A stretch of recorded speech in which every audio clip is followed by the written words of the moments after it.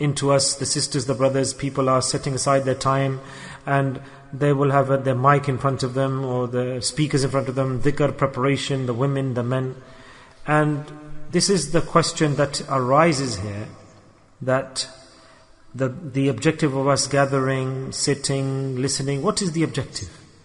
So this is the question that arises, that why have we come? Why have we left our homes and come to the masjids? There are other mosques and you're sitting in the masjid, sitting with me, I'm sitting with you. What has brought us here?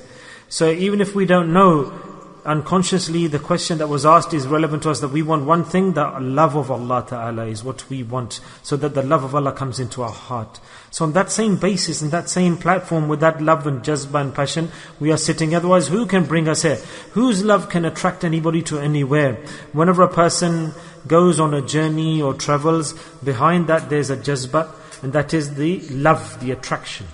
So Hazrat Mazoob rahmatullah, the student asked the question, I'll repeat the question, that Hazrat, I've got nisbat with you, I've got connection with you, and I'm doing dhikr, but I don't know, has Allah Ta'ala come into my heart or not yet? So the answer, what was the answer? He said, Mia,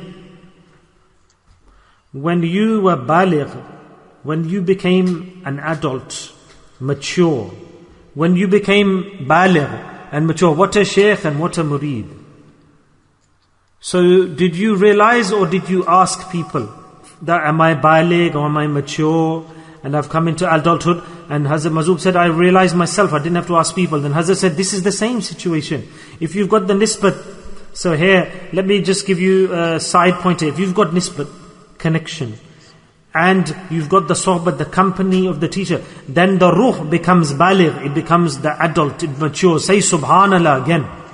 And such a pain and an affection and love, that after that you will not feel like you want to go to sleep. When the pain comes in the heart, where will that pain allow you to go to sleep? You won't sleep yourself and you won't allow others to sleep either. So my brothers, we are all salikeen. We all have love for Allah. We are all gathered on the basis of Allah Ta'ala's love. And dhikr is a path. It's not the objective. It's not the end point. Dhikr is the path, the means. This is one path which we have grabbed. It's a wasila. It's the means, but our objective, what is our maqsood? Allah Ta'ala's love may it come into our hearts. That person is not a human being. Remember this, he is not in reality a human being who is living in the world without the love of Allah Ta'ala. He is not a human being. He cannot have the enjoyment of life. He cannot realize what is lutf, enjoyment. What is life, the enjoyment of life? He doesn't know. He said it's impossible that you have the nisbat, the connection with the shaykh, and you have the sohbat, the company of the shaykh, then it's impossible that your soul will not mature and you will not benefit. Do not lose hope. Maybe you're weak, you are small or big, you are experienced, you're not experienced, doesn't matter. The biggest action we can implement is to take hold of the nisbat of the shaykh. With this barrier to overcome this obstacle is a very big barrier for people, and many people have failed in this. Many great muhaddithin, and many people who have maturity, intellectuals, and people who have brain and wisdom, but they failed here. They did not extend their hand to the hand of the shaykh, the teacher. They did not start the journey of the salik. Oh, we don't need to do this. We don't need this. We don't need the company of the teacher. Never do this. My Hazrat Rahmatullah said, remember this journey, the salik, the seek of Allah Ta'ala's nearness, this is very sensitive path.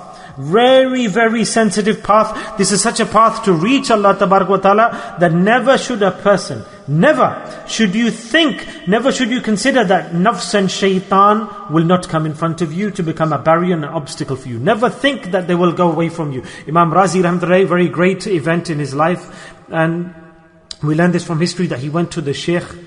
And Imam Razi rahmatullah, when he went to meet the Sheikh, and when he told him that this is my situation, he said, "Oh, this is such a very unique situation, Hazrat." He said, "Then go."